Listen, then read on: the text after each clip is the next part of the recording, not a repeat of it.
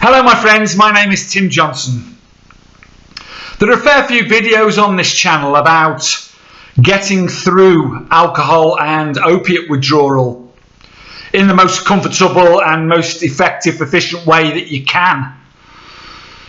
And I've made those videos from my own experiences, having gone through both of those things many times.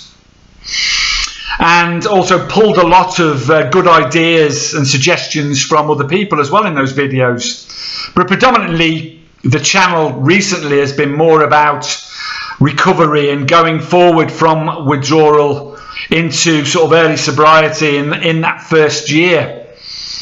So please subscribe, like and share the videos, because there's over 320 now, and they will reach more people then, and the idea is to help those people who need it. And hopefully that will make that happen.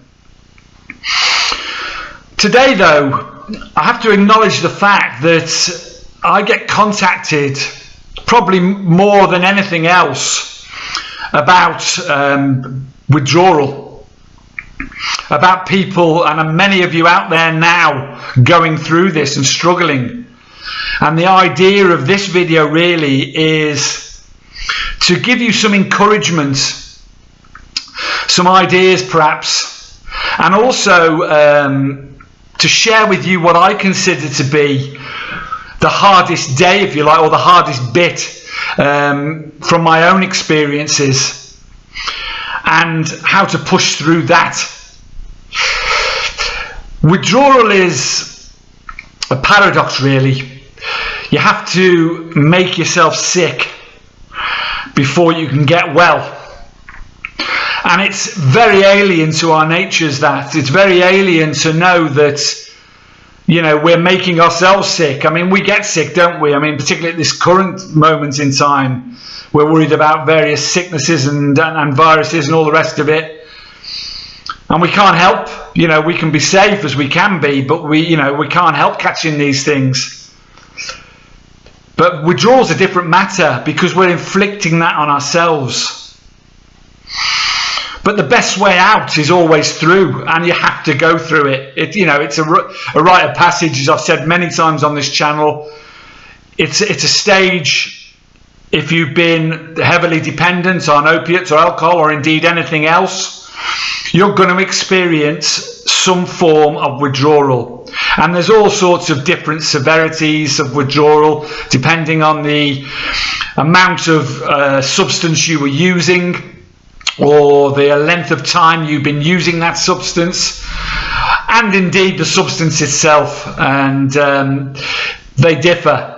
I'm not going to go into the details of all those, the different substances like opiates and alcohol, etc., you'll find in various videos on this channel. But a lot of people that contact me, and I know this from my own experiences, they struggle between sort of day 2 and day 3 is the crunch time of going through a strong withdrawal. And this applies to alcohol, opiates, and indeed, other substances, but particularly those two.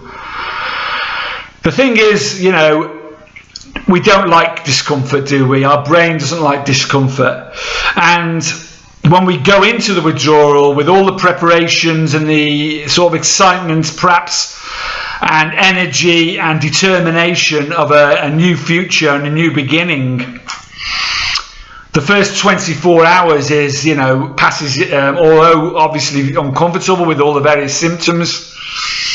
You're pushing through, you're excited perhaps about a new future, you're determined, you're gritting your teeth, you have all the right focus, you've prepared well, you've got the proper supplements, you've prepared food in advance, you've got clean clothes and bedding prepared in advance, stuff to entertain you, all the things that I suggest in my videos. And that's fine, and that's brilliant, and you're pushing through. But you get to the 36, 48 and onward mark, and that's where the real, the real strength is required, if you like. And all those of you watching this video now who are going through that, you'll understand what I mean.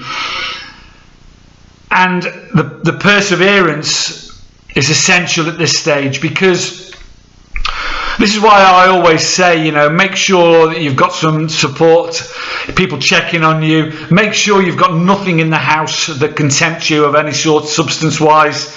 Make sure that give your friends, family your money. Because if you've got money in your pocket and the shops are down the road and you're 48 hours in and your brain understands that with a pill, with a substance, with a drink of alcohol, all this shit and horrible symptoms will just magically disappear and you'll feel normal again. You know, that's the bit. That's the bit that requires the power, the warrior spirit, the strength to push through that bit, day 3. Because by that time, you haven't slept for 2 nights, your insomnia's kicked in, your restless leg syndrome's kicked in, you're on the toilet every 5 minutes, you've got not an ounce of strength in your body, you know, you're feeling weak, you're hot, you're cold, you're sweating. You know, you're just trying to push through, and by day 3, or by day sort of 3 time, that's when the strength is required, because you're exhausted. But if you can just push through that day 3, 4 period, if you can, as I always say, the best bit of advice I always was in rehab in 2006, and it was just hold on. And it was by a man called Giles, who I'll never forget, and I'll always be in debt to, because there's never been a truer saying. It sounds so simple, but just hold on, he said, because every second, every minute, every hour, every day, every week, every month will just get that little bit easier, that little bit better, that little bit more comfortable. You know, and that's the best bit of advice I was always given, because I had to draw on that advice in the withdrawals I've been through. On day 3 and 4, I had to really draw on it. Even if you're doing everything right and you're supplementing, you're getting nourishment down and all the rest of it, you're getting out for some fresh air, you're doing all the things that I suggest in my videos, you know, you're going to struggle at day 3, 4.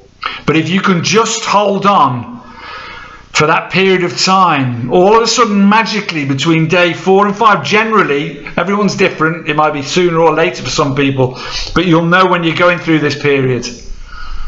Don't be tempted to end that suffering. You know, that sounds stupid, doesn't it? But don't be tempted to go out and end that suffering at that period, because if you can just hold on for those 24, 48 hours and push through that, you've got a fantastic future waiting for you, of joy and happiness, I promise you. And it's not easy in the first 3 months, 6 months, year. Of course it isn't. And there's lots of advice on this channel that will help you get through that.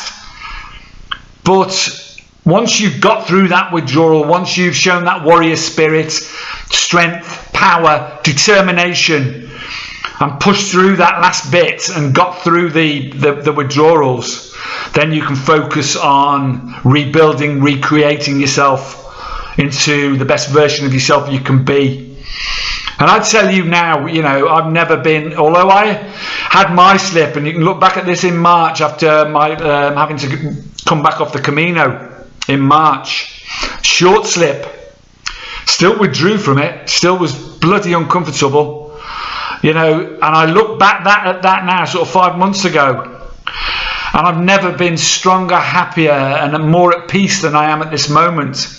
And obviously prior to that, for the 4 years of my sobriety, you know, it's worth every second and every moment of pain and discomfort that you go through. And it will pass, I promise you. Just hold on, remember that. Carpe diem, seize the day today, make the day you change, push through. If you need to contact me, my email's on the channel, and I'll always give a bit of advice out. I'll answer any comment that you send me. Much love to you all. Thanks for listening. Bye-bye.